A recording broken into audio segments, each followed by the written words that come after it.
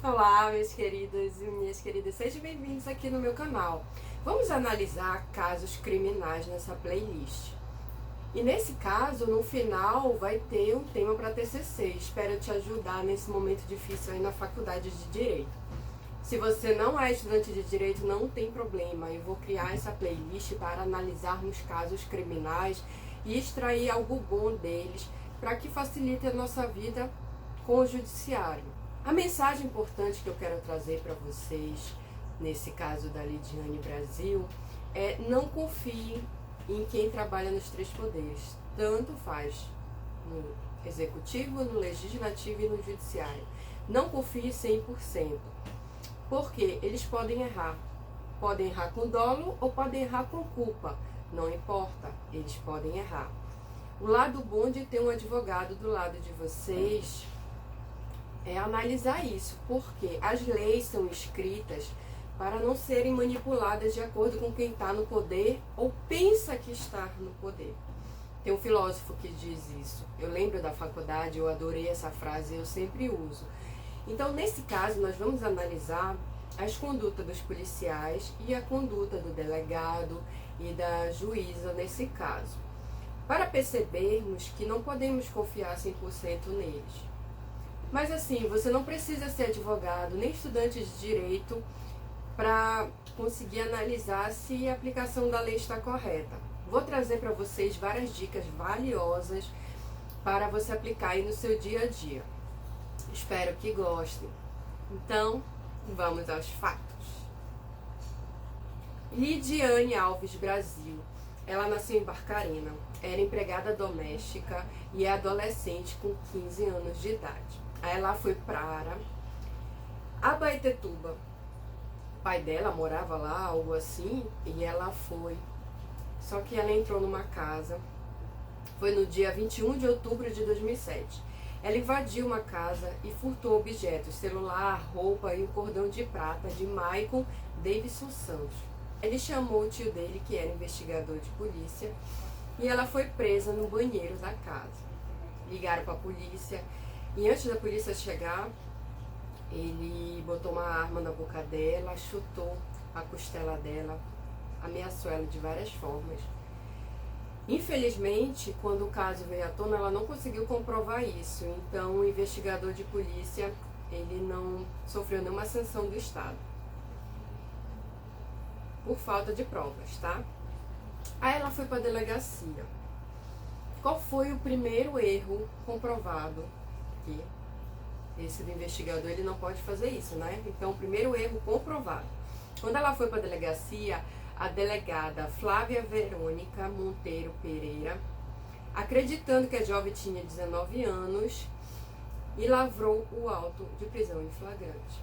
Primeiro, ela deveria ter perguntado se ela era maior de idade ou não, ou chamado alguém da família dela. Porque se ela era menor de idade, tinha que ter outro procedimento. Então ela sofreu um procedimento de maiores de idade. Esse foi o primeiro erro. Mas assim, não justifica ela ter sido presa na cela com 20 homens. De maneira alguma, mesmo que ela fosse maior de idade.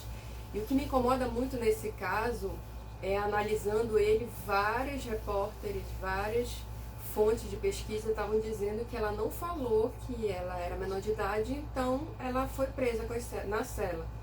Mesmo ela sendo maior de idade, mulheres não podem ser presas na mesma cela que homens, tá? Tá na lei. Ela não confirmou com a família da jovem, ela não fez o exame correto para ver que idade ela tinha, não mandou fazer o exame, e ela simplesmente prendeu ela em flagrante. Fez o laudo e mandou para o juiz. No caso, foi para uma juíza. O erro dela, o maior erro, foi ter colocado ela na cela com vários homens. Mas ela errou também não procurando saber a idade correta dela, porque existem procedimentos. Mesmo que a pessoa esteja detida, ela não diga a idade ou invente uma outra idade, tem como comprovar. O judiciário já tem como comprovar. São dois erros aqui dessa delegada. E quando o caso veio à tona, essa delegada é uma das que foram presas, tá? A mídia não fala corretamente, diz que ela foi estuprada várias vezes, que ela fez sexo com os detentos da cela porque ela não queria, ela foi obrigada, e outras fontes dizem que ela trocava sexo por comida ou material de higiene. Isso é um absurdo de acontecer, o Estado tem que prover esse material para os detentos.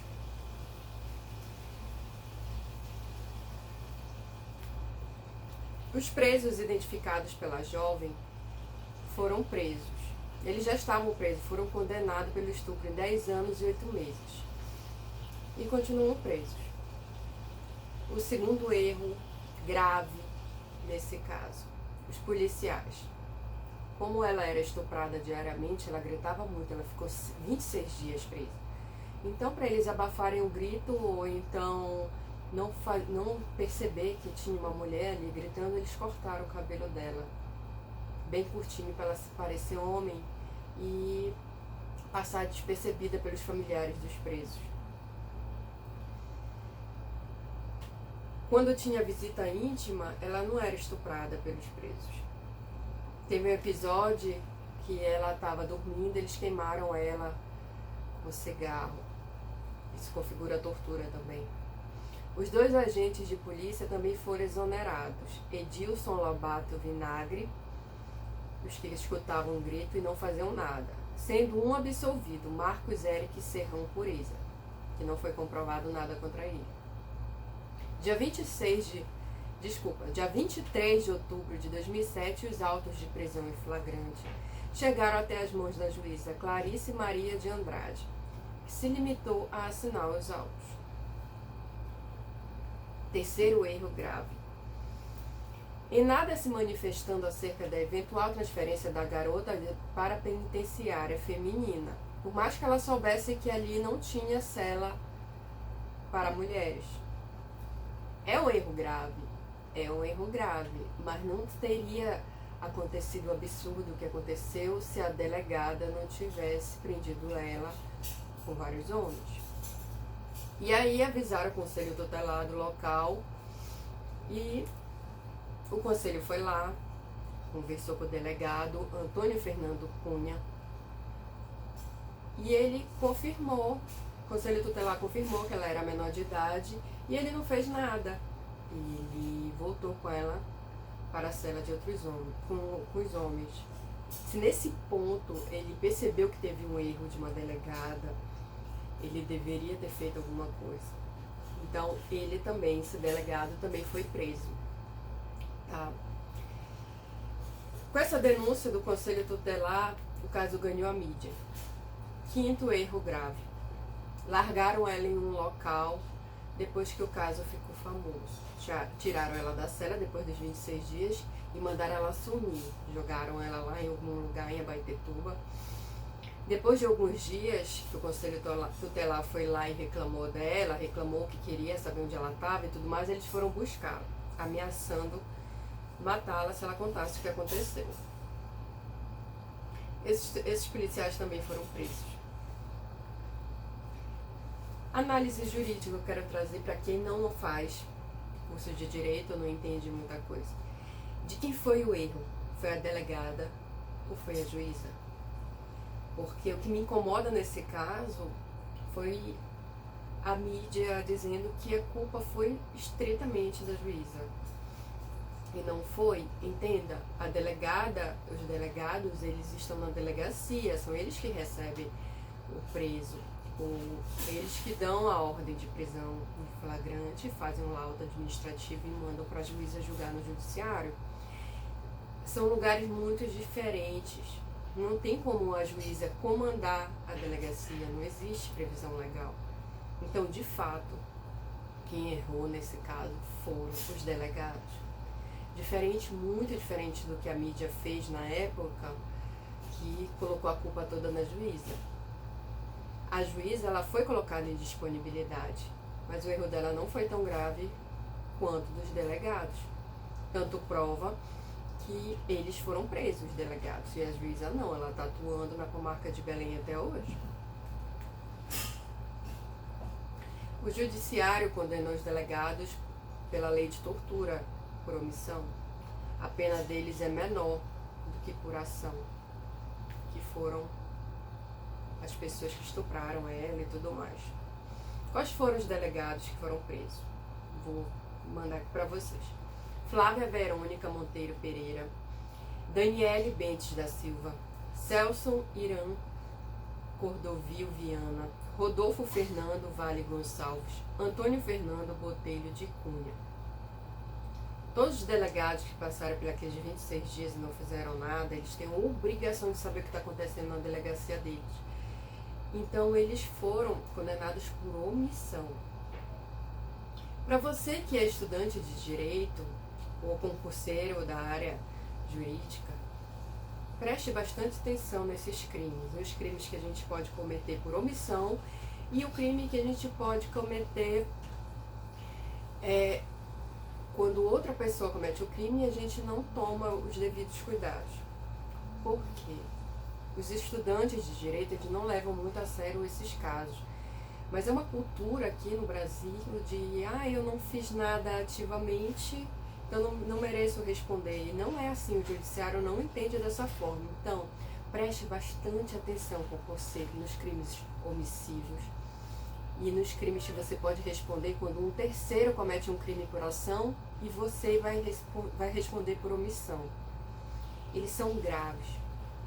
E é muito chato você estudar muito, passar no concurso, tomar posse e depois ser exonerado ou até preso, como foi o caso desses delegados, porque eles fingiram que não ouviam. E essas mulheres, o pior, a Lidiane Brasil, ela gritava muito quando ela era estuprada, então não tem como não ouvir. Não adianta falar, eu não sabia. Eles erraram querendo. Então foi lado bom do judiciário ter condenado eles por omissão. O TCC que nós vamos conversar é sobre essa parte, eu vou falar no final, tá? Para quem é da área jurídica e está procurando o TCC. Para você que não é, vamos continuar conversando sobre esse caso, que ele é um caso muito importante aqui no estado do Pará. Como eu lhe disse, os delegados foram presos e a juíza ficou em disponibilidade. Mas essa disponibilidade é diferente de aposentadoria compulsória. E as pessoas confundem muito. Colocaram na mídia que ela foi posta em disponibilidade como se fosse uma sanção punitiva muito grave. E não é. Infelizmente, é tão apenas um cala-boca para a mídia. Então não caiam nessa. Quando tiver um caso na televisão, passando toda hora e dizendo que a pessoa vai ficar em disponibilidade, entenda, você precisa ter essa malícia com o judiciário. Perceba que disponibilidade a pessoa pode voltar depois de algum tempo a atuar. E foi o que aconteceu com essa juíza. Eu não sou contra ela, não entenda isso. Já lhe disse lá em cima, já te disse aqui no vídeo que quem errou foi a delegada e eu realmente acredito que foram os delegados e eles estão pagando pelo crime deles. A juíza foi conduzida ao erro. Ela poderia, de fato, ter evitado isso tudo, também poderia, tanto quanto os servidores e tanto quanto várias outras pessoas. Mas a mídia colocou a culpa toda em cima dela. E o pior erro que ela cometeu foi ter dado entrevista. Entenda, para você que não é estudante de direito, quando o juiz emite uma decisão, ele não dá satisfação para a mídia do que ele fez. Se a pessoa não gostar daquela decisão, cabe recurso. Recorre lá no judiciário e pronto. E ela deu essa entrevista, ela deu essa explicação e deixou ser filmada. Então, como o caso foi muito midiático, todo mundo estava comentando, tinha que arrumar um bode expiatório e botaram ela. O maior erro dela foi ter dado entrevista. Se ela não tivesse dado entrevista, a mídia ia cair em cima dos delegados, que realmente foram que cometeram um crime. Vamos entender a aposentadoria compulsória. É quando a pessoa atinge uma certa idade e ela, querendo ou não, a administração pública aposenta ela. E a disponibilidade, ela fica disponível para o judiciário e pode ser chamada 2 anos ou um tempo depois. Que foi o que aconteceu. O Conselho Nacional de Justiça, em 2010, percebeu que aquela decisão não estava muito correta. Foi assim que estava escrito aqui nas minhas fontes de pesquisa, mas não, eles já sabiam que ela ia voltar. Em 2012, o Supremo Tribunal Federal entendeu que a decisão foi desproporcional. Em 2017, a juíza fora nomeada titular da comarca de Belém. Não é errado, não julgo essa juíza diferente da mídia que fez ela de chacota. Entendendo bem como o sistema funciona, vocês vão conseguir perceber isso também. Mas assim, só a título de curiosidade, abrindo um parênteses aqui, vocês lembram daquela desembargadora Tânia Garcia de Freitas, do Mato Grosso, do Tribunal Eleitoral do Mato Grosso do Sul, que ela foi, em 2018, que ela foi retirar o filho dela do presídio de segurança média, um Breno, que ele estava preso por tráfico de drogas? Pois é, ela sofreu aposentadoria compulsória, o que é um absurdo, ainda cabe recurso. E o CNJ, no próprio CNJ que emitiu essa decisão, cabe também no judiciário. E ela merecia, sim, porque qual foi o erro dela? Tão apenas ter usado a escolta policial do tribunal. Ela tinha o direito de ir lá tirar o filho dela, porque a decisão não foi emitida por ela. Ela era desembargadora do Tribunal Eleitoral. É muito diferente da pessoa do Tribunal de Justiça que emitiu o alvará de soltura dele. Então ela só foi lá fazer cumprir. Se ela tivesse mandado um advogado, se ela tivesse ido sozinha ou ido com o próprio advogado, ela ia conseguir libertar ele, ela não precisava de todo aquele aparato. Como denunciaram ela, o CNJ colocou ela em aposentadoria compulsória. Cabe recurso. Então, daqui a mais um tempo, se vocês ouvirem na mídia que ela voltou a atuar, por exemplo, ou o Estado pagou alguma indenização para ela, não achem ruim, porque a lei é essa. Ela errou, mas ela não errou tão grave. O problema é a mídia chega colocando um erro como se fosse um erro grotesco, pior coisa do mundo. E de fato não é. Ela deveria ter respondido de forma administrativa, sim, mas não ter sido aposentada. Se vocês forem pesquisar esse caso, eu vou trazer para vocês também. Mas ele já foi preso por outras coisas, esse filho dela, Breno Borges. Ainda assim, a mãe dele merece o recurso, merece voltar a atuar, porque a pena ela não pode passar da pessoa do réu. Então, se vocês assistirem por aí na mídia que ela voltou a atuar, não achem ruim. E nesse caso da Lidiane, que ela foi presa na cela com 20 homens. O que mudou no Brasil, o que mudou em Belém do Pará? Infelizmente, uma das coisas que eu mais questiono no direito penal, no criminal aqui no Brasil, é que uma pessoa precisa morrer para virar lei e mudar alguma coisa drasticamente. Como a Lidiane não morreu, não virou lei nenhuma. Mas assim, a delegacia foi reformada e eles lembram muito desse caso em Abaetetuba e provavelmente vão evitar bastante disso acontecer novamente. A Lidiane, ela recebe indenização do Estado de 2 salários mínimos por mês pelo fato. Mas não entenda assim, ela recebe indenização, foi bom, ela vai receber essa indenização e esse dinheiro vale a pena. Não vale. O trauma que ela sofreu de ser estuprada é um trauma que ela vai levar para a vida inteira. E isso vai prejudicar muito a vida dela, nenhum dinheiro paga. 2 salários mínimos é pouco, acredite, mas foi o que deram para ela. Hoje ela vive aonde, até o fato, aonde eu achei nas minhas fontes, que ela vive na rua, e já passou por várias casas de abrigo, mas ela vive na rua e usa a área de drogas, então fica mais difícil dela se recompor devido às drogas. Por que eu trouxe esse caso para vocês? Nós precisamos deixar vivo esses casos criminais na nossa memória para evitar que aconteça novamente. Não podemos ficar insensíveis a esse fato, sabe? Ou seja, um lado bom que a gente pode extrair desse caso é não confie nos delegados, não confie na polícia. Contrate um advogado da sua preferência. Quando acontecer que você precise ou alguém da sua família precise responder com o judiciário. Fora isso, eu vou trazer para vocês dicas, várias dicas aqui no canal para você evitar o problema com o judiciário. A melhor coisa é evitar do que remediar. Para os estudantes de direito, o tema de TCC que eu trouxe foi esse aqui: questionar a sanção da lei de tortura, 9.455. Por que é diferente a sanção dada para a pessoa que comete a tortura por ação e a tortura por omissão? Está lá no artigo 1º, parágrafo 2º. É de detenção de 1 a 4 anos para quem pratica por omissão e começa no semiaberto e aberto. E quem comete por ação é reclusão de 2 a 8 anos e começa no fechado. É muita discrepância.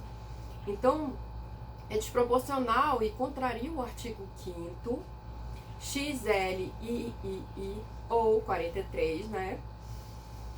Os crimes que devendo evitá-los se omitem nessa parte, nesse trecho aqui, desse inciso. Aí você vai botar capítulo 1, princípio da isonomia, porque todos são iguais perante a lei, capítulo 2. Mandado de constituição de criminalização do princípio da proporcionalidade, afirmar que essa proteção que o legislador colocou é uma proteção deficiente devido à discrepância.